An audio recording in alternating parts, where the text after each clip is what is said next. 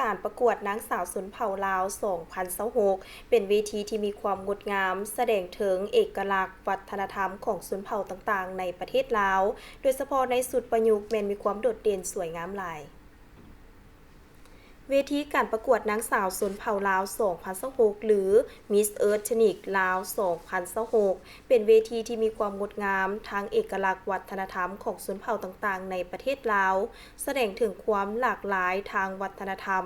การนุ่งถือของชนเผ่าโดยเฉพาะในสุดประยุกต์แม้นมีความโดดเด่นที่สุดเป็นการผสมผสานระหว่างความเป็นลาวกับสากลได้อย่างลงตัวเบิ่งแล้วมีความทันสมัยแต่ยังรักษาเอกลักษณ์ของแต่ละเผ่าได้เป็นอย่างดี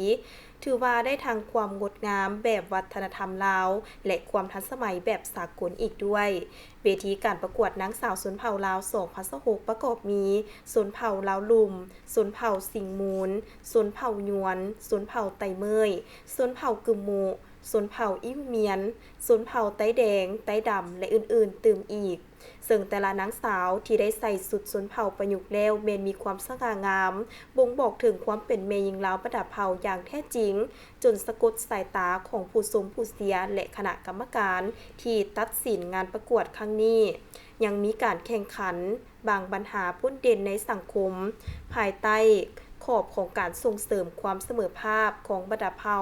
ซึ่งแต่ละกลุ่มได้มีการค้นคว้าและนำเสนอหัวข้อที่น่าสนใจอย่างหลากหลายเช่นกลุ่ม A นำเสนอโครงการยับยั้งการถูกลักพาตัวของแม่หญิงชนเผ่ามงกลุ่ม B นำเสนอโครงการศึกษาคือโอกาสที่เด็กทุกชนเผ่าควรได้รับกลุ่ม C นำเสนอโครงการงานฝีมือสู่ตลาดสร้างโอกาสใหม่ให้สินค้าชนเผ่ากลุ่ม D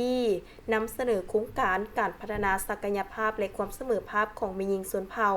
ดังนั้นเวทีประกวดครั้งนี้นับได้ว่าได้ทั้งประโยชน์ข้อคิดแก่สังคมและสิ่งสำคัญได้ความงดงามอันเป็นเอกลักษณ์ที่ผสมวัฒนธรรมชนเผ่าอย่างลงตัวอีกด้วย